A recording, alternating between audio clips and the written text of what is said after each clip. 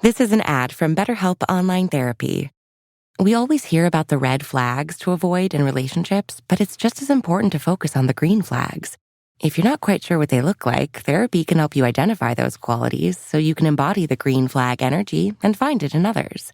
BetterHelp offers therapy 100% online, and sign-up only takes a few minutes. Visit BetterHelp.com today to get 10% off your first month. That's BetterHelp, HELP.com.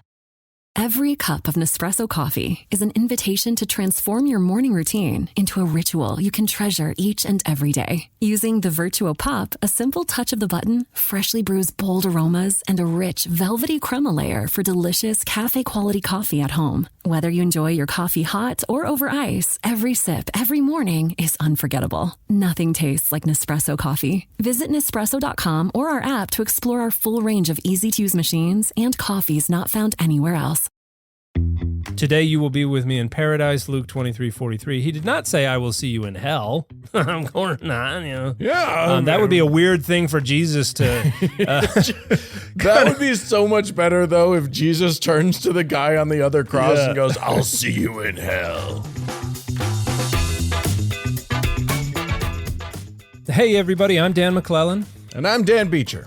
And you're listening to the Data Over Dogma podcast, where we increase public access to the academic study of the Bible and religion, and we combat the spread of misinformation about the same. How are things today, Dan? Things are great. It's a beautiful day in the neighborhood. And that it is. We get to learn some interesting stuff. So I'm kind of excited to talk about it.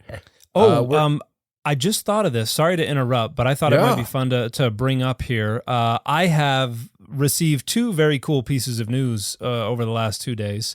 The first one was the other day, the Society of Biblical Literature sent out its annual society report. Right. And there was an article that was a spotlight on my work, and it was, and the article's title was "Stitch Incoming." Yes, it was like I Dan saw McClellan, that. something about, and I remember doing this interview a few weeks ago. It was a fun interview. I really thought that article was fun. But then this morning, I got an email from somebody's name I didn't recognize, but he's like, "Hey, I'm the editor of Biblical Theology Review," and I was like, "Oh, I recognize that journal." And he's like, just wanted to let you know, we're about to release this new issue. I attached a PDF of it for you, but the essay that I have introducing the issue all about public scholarship uses you as the model for what public biblical scholarship could look like. And I was like, what? So I thought that was really cool. So I'm not trying to toot my own horn or anything. But, toot away. But I got some pretty cool pieces of news. So I was really excited about both those things. I think that's really cool. I love it. I love it. Yeah, I've managed to deceive everyone into thinking I'm an actual scholar, but I cannot. Apart from a handful of dudes on social media, I was going to say, who can see right through the facade. Yeah. Some of them have me pegged. I'm a fake scholar from head to toe. Yeah. But speaking of we don't even know if those diplomas that you've shown everybody are even real. I could print up a diploma. You can evidently just pay somebody to send you a fake one, according to some guy on Instagram who has a pseudonym and has a picture of an eagle and an American flag or something in their profile photo. Yeah. Well, listen, I can just Photoshop a thing that says that I've got a degree from Oxford. That's not hard, but it's embossed. It's got there's gold leaf. Well, then there's no way I can do it. Now I'm out of luck. Yeah, getting myself onto their website would be a harder thing to do. I will say that. All right, let's dive in here. We got two interesting topics that are kind of related to each other that we're going to go little through. Interrelated. Yes. In the first one, we're going to be talking about Jesus and a trip he may or may not have made right after he died. So we're going to see if Jesus actually descended into hell. Or to Pismo Beach. Any place. We'll see where he went. Probably Santorini, I'm going to guess. It seems like a nice place. And then in the second half of the show, we are going to talk about hell in a different way. We're gonna talk about Revelation and the hell that it describes. So we're gonna have a lot of fun with this one. We didn't stop to think about what we would name either of these segments, so that's true. So that's fine. We're just gonna go with we're just gonna go with here we go. So here we go. Here's the first segment. All right, so this started because I was looking for interesting topics for us to talk about, and I stumbled on an article on a website called gotquestions.org. Your questions, biblical answers. Yes, they do have that tagline. And I was sort of mystified by the question that is the question from the Got Questions, because it was something I had never heard of before. Okay. But I think a lot of people have. I was not raised with this tradition. And the question is, did Jesus go to hell between his death and resurrection? So yeah, I was a little baffled. I was befuddled by this. Mm-hmm. Let's talk about, first of all, so the article itself mentions that this idea sort of cropped up quick, at least like one of the earliest references we have is from what's called the Apostles' Creed, which I can't hear without thinking of Apollo Creed, but I know that that's different. Well, I every time I hear it, I think this is some role-playing video game. Yes, exactly. It's neither of those things. It's neither a boxer nor a role-playing video game. It is a 5th century. Is that what we decided? It's a Roman declaration, or rather, it's a Latin declaration of a creed, which is just sort of an I believe statement, right? Yeah. Yeah. So this is in order to demonstrate your fidelity to the faith. This particular group, you had to be willing to declare this creed, and then also it was something that would be repeated quite regularly. And I found versions, or I found the Apostles' Creed listed on websites for both the Church of England and I think the Catholic Church. So it's not, it's still very much in circulation as a sort of an article of faith. And one of the lines in it says, it starts with the standard sort of I believe in God, the Father Almighty, creator of heaven and earth. Then it goes to I believe in Jesus Christ, his only son, ... blah, blah, blah. And then it gets to was crucified, died, and was buried. He descended to the dead. Oh, no. Oh, I'm on the Church of England one, and it doesn't say he descended to hell. The other one. I got a different one. Oh, come on. I'm on the wrong one. Many of them say he descended into hell. Yes, and then rose again from the dead on the third day. Rose again from the dead on the third day. And that Latin is descendit ad inferos. Which I don't know. I got no Latin, so I assume that means the Inferno. Yeah. Which is prototypically associated quite directly with hell. Right. And it looks like this is a variation on something called the Old Roman Symbol, or the Old Roman Creed, which was an earlier and shorter version that might go back to the 2nd century. Oh, okay. And that version says, who under Pontius Pilate was crucified and buried, on the third day rose again from the dead, ascended to heaven, sits at the right hand of the Father, and thus and so. So that the descended into hell may have been inserted into this creed at some point between the 2nd and 4th or 5th century. Okay. So that's what a fascinating thing to just shove in there in the middle. Do we have a sense of where that came from? Why that cropped up? Like, is it biblical? Does it come from the book itself?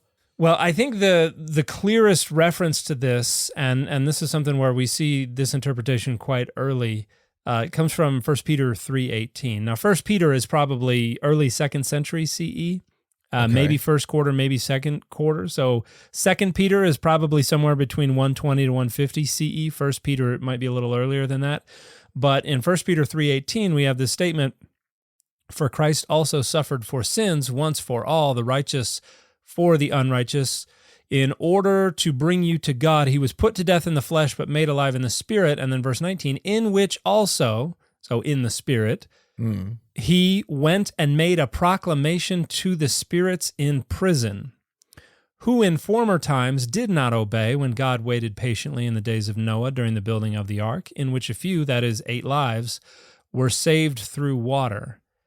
And so we got a pretty peculiar little reference to Jesus in the spirit proclaiming something to some spirits that are in prison.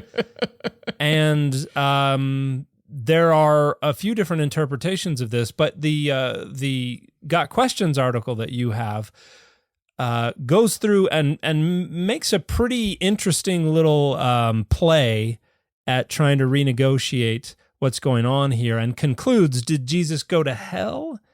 No. He went to Sheol/Hades. Okay. Which we might be like, that sounds like a distinction without a difference, gotquestions.org. What's going on here? But we did a whole show about hell and Sheol and Hades. Yeah. But give us a little refresher, just a quick refresher on what we're talking about when we say those words. So, in the Hebrew Bible, you have no concept of hell as we understand it. Right. You have Sheol, and in the King James Version, that is translated as hell every single time. But Sheol is a reference to the grave and the abode of all the dead, because prior to basically Greco-Roman period Judaism, good, bad, indifferent, somewhere in between, everybody went to the same place after you died. It was this murky existence in the underworld that was inhabited by questionable creatures, and your relationship with the living was unclear, but, in the way they buried people seemed to suggest they thought their existence continued on in some sense, and that there was even communion and communication that was possible back and forth across that divide. But Sheol is just the abode of all the dead that was located in the underworld. And then with the Enochic literature, First Enoch, Jubilees, other related traditions that are part of these texts that were written in Greco-Roman period Judaism, you have this development of different places where people went after death based on their behavior in life. And this primarily arises in the Persian and Greco-Roman periods as Jewish thinkers are kind of contemplating the problem of evil and going, hey, a lot of good people are suffering, our people, persecution, oppression, and they are dying, and we're not seeing them receive any kind of justice from God. Where is God's justice for the righteous? And then they're also seeing phenomenally wicked people, the people responsible for the oppression and the persecution and things like that. And they're saying, hey, they're not getting their just desserts either. What's going on here? Well, maybe it's in the afterlife that folks are getting their recompense, whether for good or for bad. And so in the Enochic literature, you have ideas, particularly of the disobedient angels. First Enoch is, in some sense, kind of fan fiction for Genesis 6, and it's extrapolating from that this idea that these angels who descended and had offspring with human women and introduced the evils of warfare and makeup and everything like that, they for those their role in evils of warfare and makeup. The list is 2: warfare, makeup, and they're imprisoned in a part of this kind of eschatological landscape. And then you also have these smooth places where the righteous people are waiting, and then you've got the unrighteous people who did not receive any judgment in life, and then you've got another smooth place where the unrighteous people who did get judged during life, they go to await their judgment or their allocation of some kind of final place where they're going to be. either destroyed or punished or whatever. And so you have ideas about different levels of the afterlife in the Enochic literature, and then we get into the New Testament, and we've got 3 Greek words that are used to refer to some kind of place of post-mortem divine punishment. You've got Hades or Hades, which is clearly borrowed from Greek, which is very similar to Sheol. It's the abode of all the dead, but then you have, Hades is subletted. You've got Tartarus is the place where the bad people go to get punished, and that's where you don't want to end up. And Tartarus occurs once in the New Testament in the book of one of the 2 letters of Peter. And then the other word is Gana or Gehenna, which is a Greek transliteration of the Valley of Hinnom, which became symbolically associated with evil and became this eschatological place where the bodies of the wicked are going to be stacked, and that's where we get this idea that there's this fire that never dies, and the fire is never quenched, and the worm never dies. Mm-hmm. And originally the idea was there are always new bodies being heaped into the pile so that the fire never runs out of fuel and the worms never run out of food. But then later that gets reinterpreted to mean if you go there, the fire will burn you and will never go away, and the worms will eat at you and they will never go away. And so, so these things are all changing. The concept of the afterlife and punishment in the afterlife is constantly changing. And so what this article is trying to do is trying to weave it all together into this rich tapestry of something that we can just pretend has a plausible case for being consistent. And that's where we're going to get through this no, he didn't go to hell argument, because they want to suggest that Hades and Sheol need to be equated. Right. And both of those are a temporary dwelling place for all of the dead. And then the idea is that this, they talk about in Revelation 20, 11 through 15, and we're going to talk about those passages in the next part, makes a clear distinction between Hades and the lake of fire. And so they're suggesting Hades and the lake of fire are not one and the same. So the lake of fire is not in Hades, but Hades is going to get chucked into the lake of fire, oddly enough. We'll get to that later. We'll get to the chucking later of Hades. So it's lake of fire adjacent, though. I think we can safely say it might not be there, but it overlooks it. You've got a view. If you get, if you're in a penthouse in Hades, you're going to be able to see the lake of fire. And they say that Sheol/Hades is a realm with 2 divisions, a place of blessing and a place of judgment. And so that's where they're going to tie in Lazarus and the rich man, this parable about how Lazarus dies and he goes off to the bosom of Abraham. And then the rich man is down and being tormented and just is begging Lazarus to let some water drip off his fingers into his mouth so he can be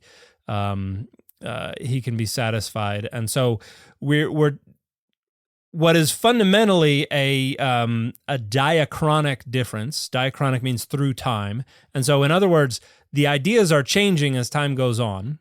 Right. But because we're preserving the text from earlier, we get all of the ideas. And Got Questions is trying to collapse that diachronic difference and smush it all together and say, no, it's all perfectly consistent with everything else. And what they come up with is that Sheol/Hades is this temporary place where you have the 2 different divisions. And then hell is not, hell is, so they say the hell is not a correct translation of a bunch of things. Yeah. Today you will be with me in paradise, Luke 23:43. He did not say, I will see you in hell. I'm going on, Yeah. That would be a weird thing for Jesus to... that would be so much better, though, if Jesus turns to the guy on the other cross and goes, I'll see you in hell. That I would love to have seen Willem Dafoe look over and just glaringly say, I'll see you in hell. No, he said, today you will be with me in paradise. So yes. So paradise must be the division that has blessings in Sheol/Hades. So one problem with that claim is that just because Jesus said, I'll see you today in paradise doesn't mean he didn't also then go to hell. Yeah, I mean, he's like, I got a 4 o'clock in He's got 3 hell. days. He can boogie around all of the afterlife. He can can check everything out. I don't know. That's not including travel. So Hi, friends. Well, look, I like to know where my money is at all times. Money is not something that's easy for most people, and most people like to keep as much of their money as they possibly can. And one of the ways that you can do that is not paying a whole bunch of fees and a whole bunch of crazy charges from your wireless provider. And that is a good reason to look at Mint Mobile. Yeah, we've been doing Mint Mobile for a while now with my 16-year-old daughter. It's simple. It's easy. We know what to expect every month. The service works great. And you can use your own phone with any Mint Mobile plan. You bring your own phone number along with your existing contract. Ditch overpriced wireless and get 3 months of premium wireless service from Mint Mobile for $15 a month. Yeah, if you like your money, Mint Mobile is for you. Shop plans at mintmobile.com/dogma. That's mintmobile.com/dogma. Upfront payment of $45 for 3-month 5 GB plan required, equivalent to $15 a month. New customer offer for first 3 months only, then full price plan options available. Taxes and fees extra. See Mint Mobile for details. Ready to optimize your nutrition this year? Factor has chef-made gourmet meals that make eating well easy, and I love the way they taste. I think they have much more flavor than most of the ready-made meals that you can buy elsewhere.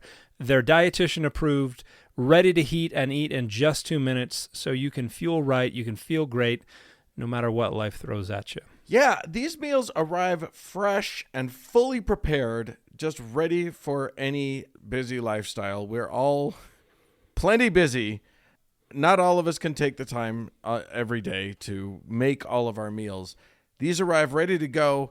They are, like you say, fresh food. They are delicious and just so quick. And it's not just the meals either. If you want to feel your best all day long, they've got smoothies, they've got breakfasts, they've got grab-and-go snacks, tons of add-ons. You get to choose what you want. You've got 40 options across 8 different dietary preferences that are on the menu each week. It's easy to pick meals tailored to your goals. And if you're like me, you can say, please leave the onions off. Please leave the mushrooms off. If you're not interested in those things, you can let them know what your allergies are. You can choose from preferences like Calorie Smart, Protein Plus, Keto, and others. Eat smart with Factor. Get started at factormeals.com/dogma50off and use dogma50off to get 50% off your first box plus free shipping.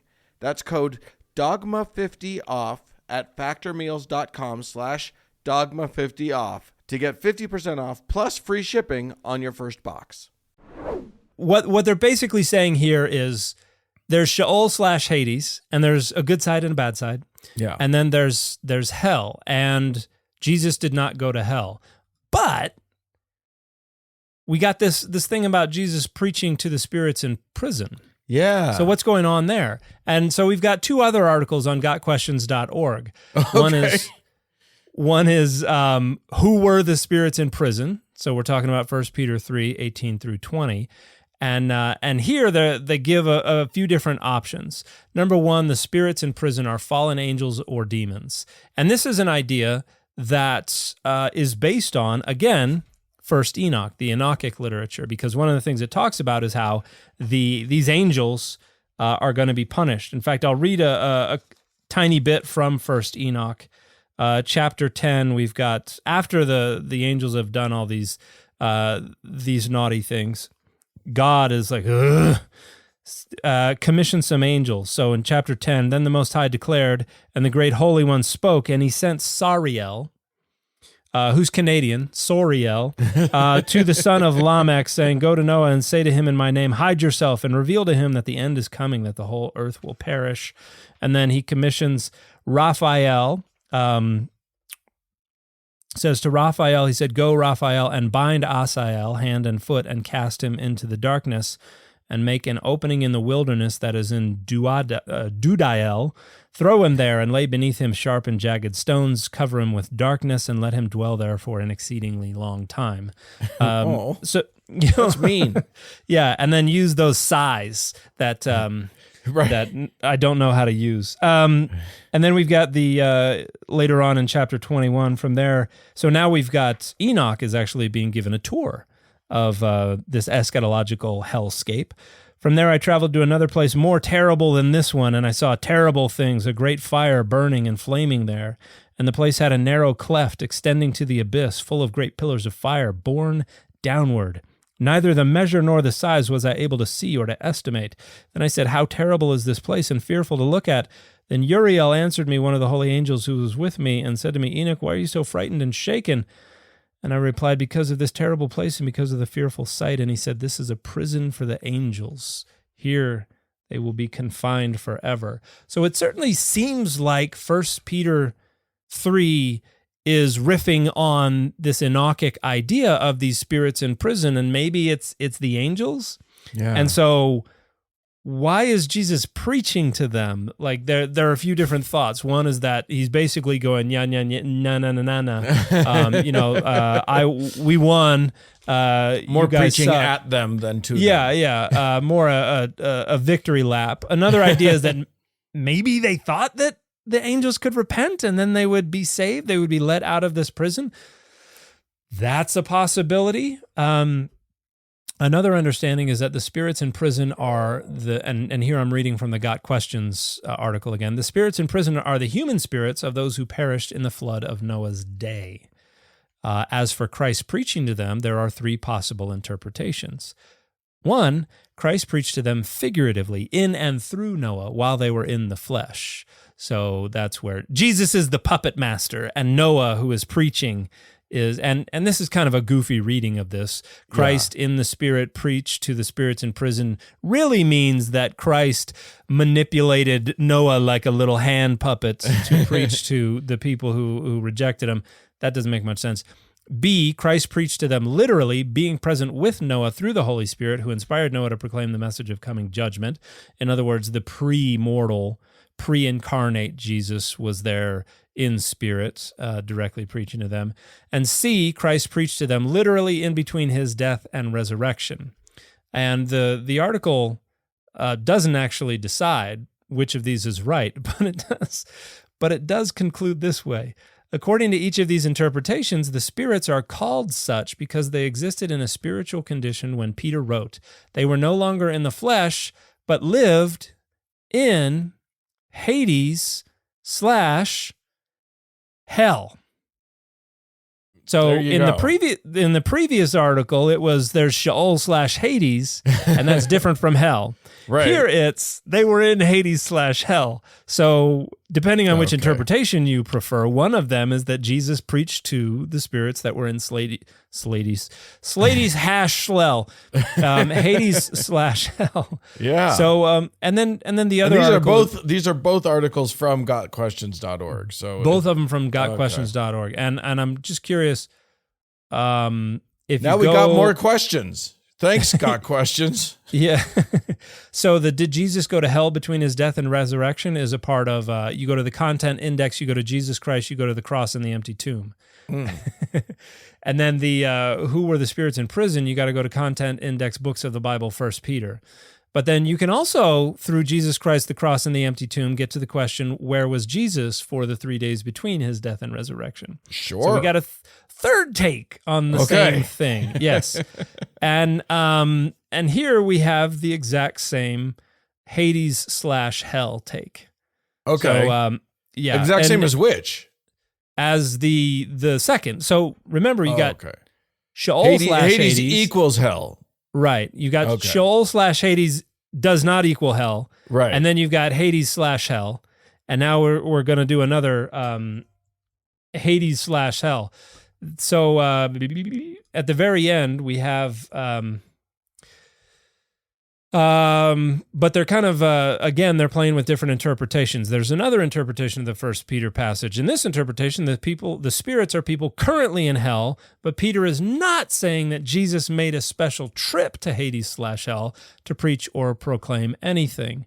Rather, Peter is giving parenthetical information about something Jesus had done previously in history, namely that he had in spirit preached to the people in Noah's day while they were still living on earth. So it's still toying with these different interpretations, but ultimately identifies these spirits in prison as being in Hades/hell. And that it concludes, the only thing we know for sure, because definitely we know something for sure here, is that according to Jesus' own words on the cross, he went to paradise. We can also say with confidence that his work of redemption finished, Jesus did not have to suffer in hell. Okay. A little non-committal. I mean, it certainly seems like Jesus would have been able to visit without suffering. Yeah. Particularly if he's there in a preaching capacity. You know, he can buzz the guards at any moment and be he's there sort of as a Doctors Without Borders sort of visit. It's yeah. So, but I'm going to go back a bit to the First Peter passage. Because the Got Questions people, they're Christian apologists. They're trying to provide a unifying framework for everything. That, is not all that unifying. You can't be consistent all the time when you're trying to assert that the Bible is consistent all the time. So sometimes Sheol and Hades are not hell. Sometimes Hades is hell.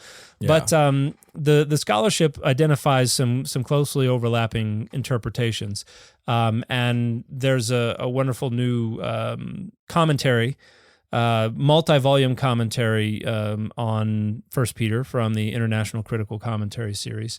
And talking about this, they say one theory, which can be traced as far back as the 2nd century, and we have this view attested in Alexandria, maintains that between his death and resurrection, traditionally known as the Triduum Mortis, the immaterial soul of Christ went to the underworld where he preached to the souls of dead humans.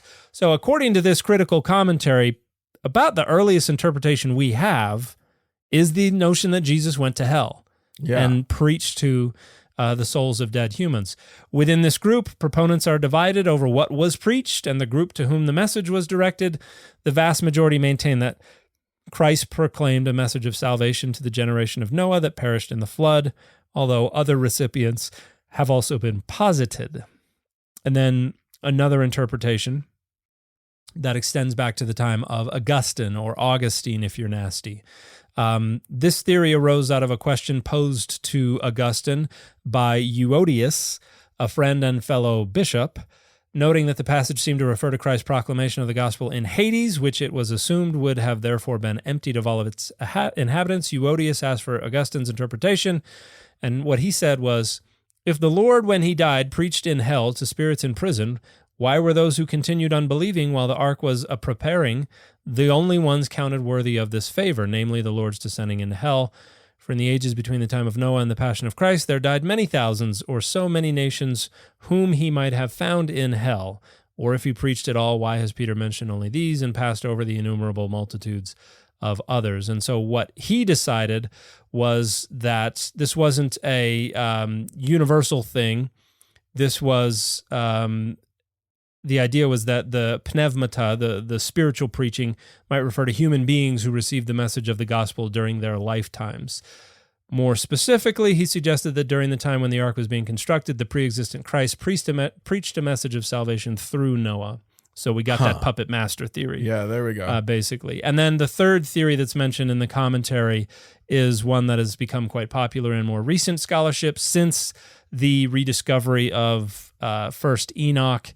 The idea is that maybe these are the angels that were disobedient. And the commentary doesn't really say, we like this option, but does suggest that a lot of critical scholars these days are leaning in the direction of understanding Peter to be referring to the angels. And I think there's sense to be made of that. But again, it's certainly not the earliest interpretation. And I think it kind of complicates whatever gotquestions.org is trying to do with their inconsistent little reconstruction of what these terms all refer to. I mean, I think the point here, which is the point commonly with these sorts of things, whenever we have, whenever there's something like this, this thing in Peter where it's like, what was he doing? We still have the question. Like it's just going to be a question perpetually because there is no obvious answer. And all of these theories are fine and interesting and valid and also unverifiable and completely guesswork. You know what I mean? Like it's educated guesswork. But I think that the real answer is not to have an answer, right? Like the real the correct answer to this is sure, maybe we don't know. We don't know what a lot of it meant. So have fun with it. I don't know. Yeah, well, and that's something I've said an awful lot on my own channels that as long as if you're looking at this critically, and as long as you're making a good faith effort to try to understand what was going on for these people on their own terms, then as far as I'm concerned, that's a great foundation for doing whatever else. But, just being transparent about the fact that, at this point, we're just speculating. We don't really know. We're making some educated observations, but that doesn't definitively answer the question because, most of the folks who need a definitive answer need it because, either there is social or actual capital at stake that they are trying to arrogate, or because their own identity politics demand that they have some kind of confident answer, and they can't shy away from that. And Got Questions seems to be going from doing both sides of that, because in one article it's like it's definitely not that, and then another article it's like it could be that. Yeah. So. All right. Well, I think that's great. We still have questions, gotquestions.org. So they've got other questions on this too. I just looked at a related question that says, "What is the harrowing of hell?" And the harrowing of hell is the tradition about Jesus going down between his death and resurrection and emptying hell. And there are famous paintings from the Byzantine period of Jesus coming out of a cave, basically, and there are some door panels that are broken on the ground, and that is representative of the harrowing of hell. Go, you're free, everyone out. Yeah. Let's go. Interesting. Yeah. All right, well, speaking of hell, let's move on to our next segment number 2. And in this segment, we're going to be talking about Revelation. And the book of Revelation, the apocalypse of John, yes. Yeah, not the concept of Revelation, but the book that bears its name. Yes. And I am interested in this because we sort of teased a little bit of what's going to happen in terms of things getting thrown into lakes of fire, but talk about how Revelation's hell might differ from the concepts of hell that we've already talked about, or add thereunto. Well, we got the main term that is used here in the book of Revelation is Hades for hell. Okay. But and hang on just a second. I want to see how many times this word occurs in the book of Revelation. So I'm just going to do a quick search for the occurrence of this term in the book of Revelation. It occurs 4 times. Okay. We see it in Revelation 1:18, Revelation 6:8, Revelation 20:13, and Revelation 20:14. And so we're looking really at Revelation 20 verses 11 through 15. And in all of the other occurrences, Hades is associated with death. It occurs in a pair, death and Hades. Death and Hades. Okay. And in Revelation 1:18, you have Jesus appearing to John, where he's, in the Spirit, quote unquote, on the Lord's day, and he sees Jesus, and Jesus says, "I am alive forevermore, amen," and have the keys of death and of Hades. The idea seems to be that death and Hades are locations, prisons, places where people are confined, but he's got the keys. He's got the way to unlock this location. But then when we get to Revelation 6:8, we've got a personification of the two. And I looked, there was a pale green horse. Its rider's name was Death, and Hades followed with him.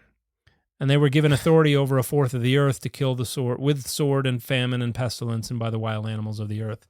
So it's like a superhero sidekick situation. Yeah, and so they're personified. In one, they're a place, and there's a lock on them. In another, they're these personified horsemen. Yeah. And then we get to Revelation 20:13 and 14, and then it's kind of back to being a place. Because John says, I saw a great white throne, and the one who sat on it, the earth and the heaven fled from his presence, and no place was found for them. So here we're getting metaphorical again. Heaven and earth are like, and run off, and can't find a place to hide, evidently. And I saw the dead, great and small, standing before the throne, and books were opened. Also another book was opened, the book of life, and the dead were judged according to their works as recorded in the books. And then we have, and the sea gave up the dead who were in it. Death and Hades gave up the dead who were in them. Okay. And all were judged according to what they had done. So it sounds like all the dead, wherever they're hiding, it's an ollie ollie oxen free. Everybody come forth from wherever. So, we've got our Pirates of the Caribbean, all your shell-encrusted people are coming up from the sea, right, and marching out. And Death and Hades give up their dead as well. And then, so we've had this lake of fire that is associated with this place of punishment, with Satan and all this, and Satan and the false prophets get tossed into the lake of fire where they will be tormented forever. And then after Death and Hades give up their dead, it says, then Death and Hades were thrown into the lake of fire. Oh, wow. Okay. This is the second death, the lake of fire. And anyone whose name was not found written in the book of life was thrown into the lake of fire. And so there's some inconsistencies here as well. We've already seen a personified and a non-personified representation of this pair, Death and Hades. And now we seem to be back to the non-personified. They're a place. They have the dead inhabiting them, and they give them up, and then they get yeeted into the lake of fire, which is the second death, but is also supposed to be like eternally tormenting folks. Yeah. So we seem to be going back and forth between this eternal conscious torment and annihilationism, because Death and Hades are not represented as personifications here. And even if they were, that would just be metaphorical. Yeah. Like somebody was trying to tell me, no, they're personified, so obviously they're going to be tortured forever. It's like, what sense does it make to have these places personified and then say, and then we're going to torture the personification of the place? Just to be mean. Yeah, it's like, what did they do? That looks like a nice place. I'm gonna turn it into a person and then torture it forever. Yeah, like they didn't do anything wrong. So it doesn't make sense that Death and Hades are going to be eternally tortured. It makes a lot more sense to suggest, hey, remember those places, Death and Hades, the places where people go after they die? No more death, no more need for them. Right. Therefore, they're being destroyed. They're being annihilated. Death and hell, poof, are going away. Pepsid Complete knows that food is one of the best parts of game day. That is, until heartburn strikes. Thankfully, just one chewable tablet of Pepsid Complete provides dual-action heartburn relief with an antacid that starts working instantly and an acid reducer that lasts all day. So you can stay focused on that second helping of chili without worrying about heartburn. All day based on 8-hour symptom relief studies during the day. Use product only as directed. So good, so good, so good. Get ready, because it's time to save at your Nordstrom Rack store. Now through February 23rd, take an extra 40% off red tag clearance boots, jackets, and sweaters. We're talking the best cold weather styles from Vince, Cole Haan, Sam Edelman, and more. All on sale for even less. All sales final. You never know what you'll find, but you know it's gonna be so good. Great brands, great prices. That's why you rack. As a metaphor, it makes a lot of sense to say this, what Jesus has done or what God is doing is now sort of getting rid of the concept of death and of Hades and of whatever. Like you can let go of those ideas. Let's just throw them into the infernerator and yeet them into the sun. Because this is not something that's going to happen anymore. People are not going to die anymore. We don't need a location to store, to house the dead, because they've all been given up to be judged, and then they have elsewhere to be. And so even if you do want to understand them as being personified in some sense, I think the notion that the personified death is going in a lake of fire for eternity, like I don't know anybody who's going to get their jollies off of that. And if you are, you're messed up. Yeah, and also just the concept of death as like if the idea here is that the concept of death as we understand it. I mean, I guess we've already established that in this case it's not death as we understand it, it is death as a place. Mm-hmm. I'm wrapping my head around it. I'm working on it, but like so we're not talking about death as in the end of human life or the end of life. We're talking about death as the place that a spirit would go after they die. Well, and that's Hades, because when you look at ancient mythology, it's not like, death is not this abstract thing. Death is actually journeying to the underworld. So it is a place. Yeah. And we tend to think of it in more slightly more scientific kind of biological terms, but anciently there were a lot more things that were oriented along like a source path goal kind of metaphor, or an inside outside or a directional metaphor, like the concept of truth. We talk about truth as a thing. You have the truth, you can find the truth, you hide the truth, you can give it in parts, in halves, in wholes. Truth is a thing. Yeah. In the Bible, and particularly in the New Testament, but also to some degree in the Hebrew Bible, truth is a path. You walk in truth. You depart from the truth. You return to the truth. And so you've got to think about truth more as a path that is representative of behavior. And so similarly, you've got to think about death not as a change of condition, but a change of location. And so that's why death is represented as a location here. And I wanted to read from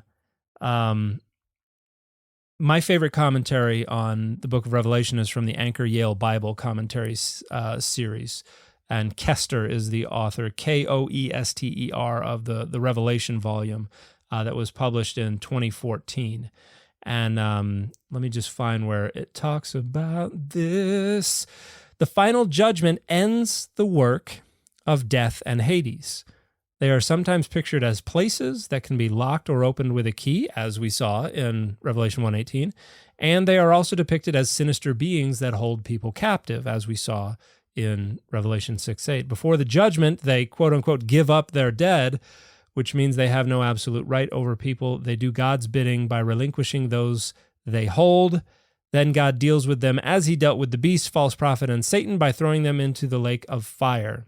The end of death is the counterpart to resurrection. As God brings the dead to life, he also terminates death's power to hold anyone captive. In the New Jerusalem, death has no place.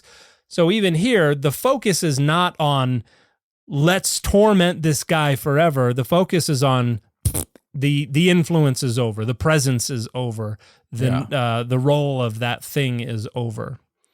Judgment ends with the opponents of God in the lake of fire, which is also called the second death. Revelation refrains from using terms like physical death and spiritual death and assumes that both death and resurrection affect the whole person. Ordinary death affects both the righteous and the wicked, whereas the second death afflicts only those condemned by God. Okay, there you go. Conversely, those allied with evil may now elude condemnation, but their future is the second death in the lake of fire, along with Satan, the beast, the false prophet, death, and Hades. John's visions disclose the divergent outcomes of relationships with God and God's adversaries. And then he goes on to talk about how some people argue that Revelation depicts condemnation as annihilation rather than ongoing suffering. But one can imagine a political system and death coming to an end, but it is hard to see how they could suffer torment. Yeah, right. That is it's a very odd thing. Yeah. So I think the problem is we want this to be a rich unified tapestry, that this all fits together and that it all makes sense as if it is some vision of things that are going to take place in the future, when really it's just a jumbled up collection of apocalyptic imagery. And I don't think the author is like, oh, wait a minute, I got to change that to make it consistent because I did the thing over here. Now it all flows together. I think the author was like, and then this, and then this, because the idea is just John the Revelator has a very a very sort of beatnik sensibility. It's almost a gonzo journalism. What's his name thing? You know who I'm talking about. Anyway, he flows. He doesn't go back and revise. He's not heavy into editing. He's just whatever's coming out is coming out sort of dude.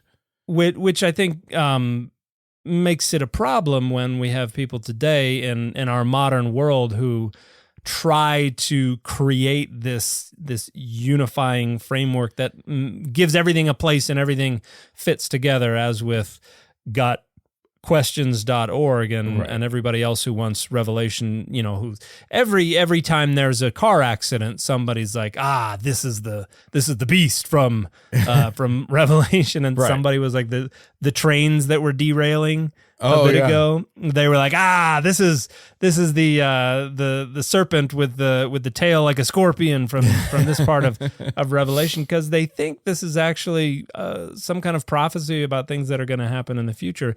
It's really just scary story time. Yeah, like when you taking it literally, very much to my mind misses the point. Like, you literally, if you try to take it as these are literal things that I'm predicting are literally going to happen, and look the way I'm describing them, you miss everything that he's trying to say in it. Now, I think a lot of what he's trying to say is nutballs myself. I think he might have been a little bit goofy.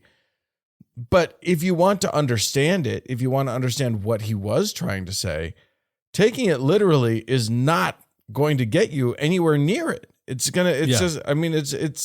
very clearly metaphor. The guy can't even decide whether two things are a place or people. That to me is plenty to just say, let's look at this as a metaphor. Let's chill out a little bit with the literal.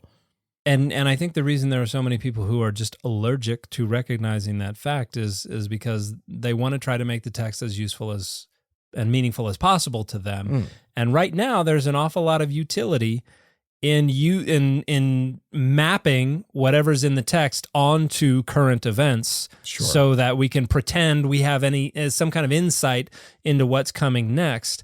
And that is horrifically dangerous when, on a geopolitical level, we have bad actors who are trying to represent genocide as something not only that is prophesied to happen in the future, but that is something they should be excited about. Yeah. Like there's the dehumanization that results from gleefully anticipating war and genocide, because it means you're finally going to feel vindicated about believing in this stuff. Right. And it means that if it happens, then Jesus' return must be right around the corner or whatever. And who knows look at how lucky we are to live in this generation.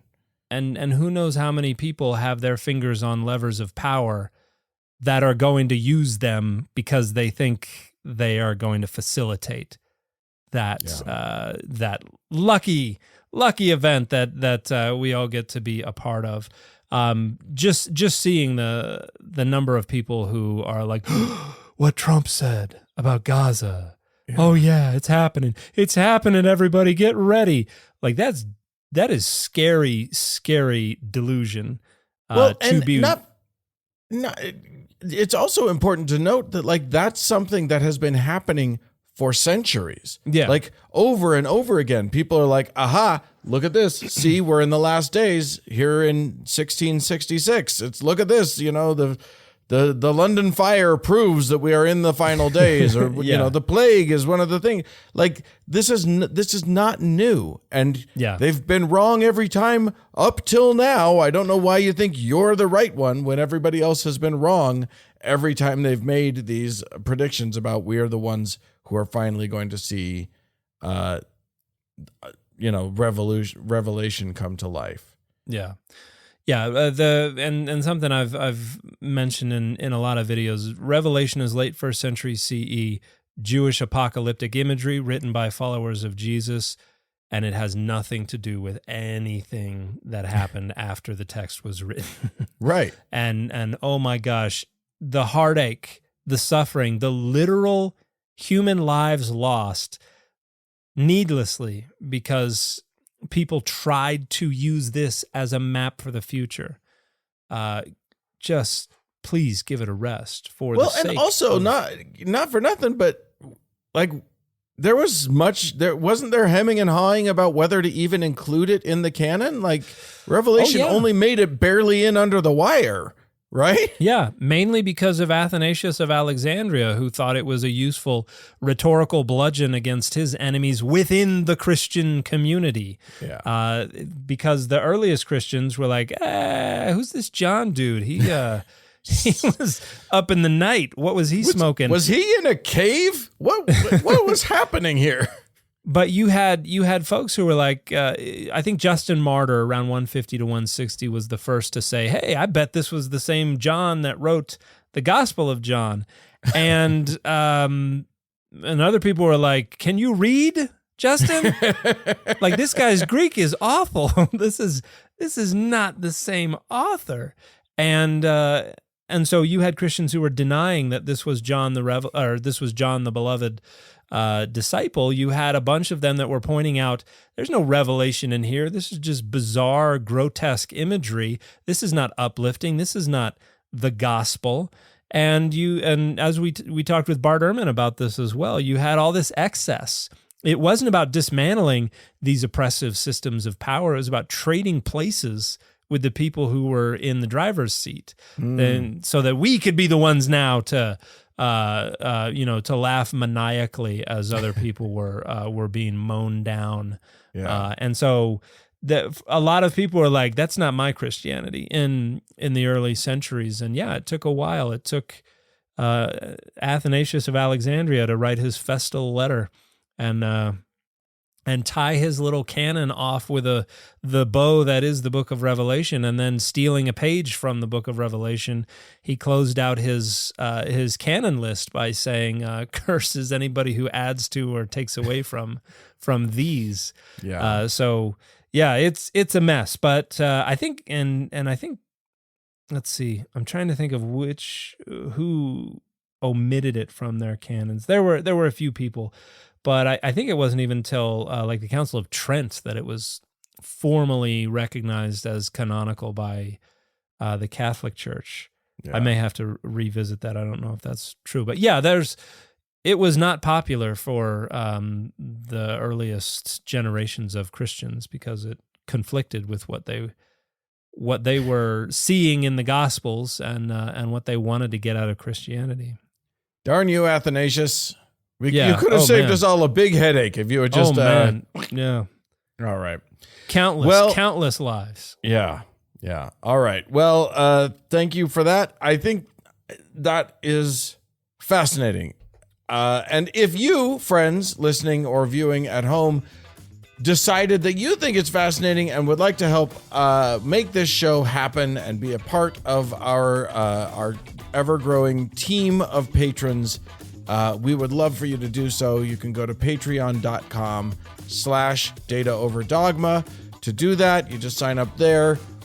If you choose to, you can, at certain level, you can receive an early and ad-free version of every episode. You can get the after party where we have extra bonus content every week. We answer patrons' questions, and we talk about our lives, and it's a good time. Little free form, little hippy dippy. Gotta love it. Little beatnik stuff, yeah. Yeah, man. We're getting all kinds of crazy up in there. All right, so if you'd like to reach out to us, it's contact@dataoverdogmapod.com, and we'll talk to you again next week. Bye, everybody. Data Over Dogma is a member of the Airwave Media Network. It is a production of Data Over Dogma Media, LLC, copyright 2025, all rights reserved. As a longtime foreign correspondent, I've worked in lots of places, but nowhere as important to the world as China. I'm Jane Perlez, former Beijing bureau chief for the New York Times. On Face Off, the US versus China, we'll explore what's critical to this important global relationship. Trump and Xi Jinping, AI, TikTok, and even Hollywood. New episodes of Face Off are available now, wherever you get your podcasts. If you like this podcast, can we recommend another one? It's called Big Picture Science. You can hear it wherever you get your podcasts, and its name tells part of the story. The big picture questions and the most interesting research in science. Seth and I are the hosts. Seth is a scientist. I am Molly, and I'm a science journalist. And we talk to people smarter than us, and we have fun along the way. The show is called Big Picture Science, and as Seth said, you can hear it wherever you get your podcasts. Spend less time staying in the know about all things gaming and more time actually watching and playing what you want with the IGN Daily Update podcast. All you need is a few minutes to hear the latest from IGN on the world of video games, movies, and television with news, previews, and reviews. So listen and subscribe to the IGN Daily Update wherever you get your podcasts. That's the IGN Daily Update, wherever you get your podcasts.